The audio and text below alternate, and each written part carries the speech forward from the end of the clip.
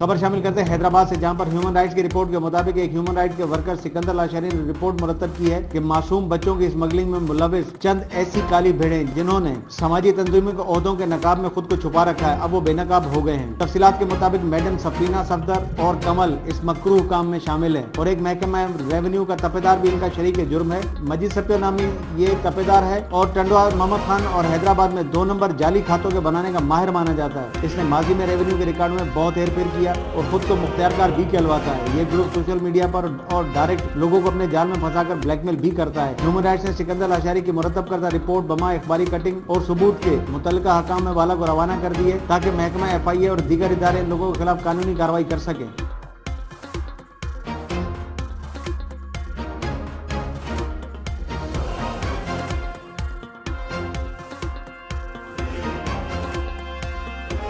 मजीद खबरों और अपडेट्स के लिए देखते रहिए हमारा YouTube चैनल HRJDO न्यूज़।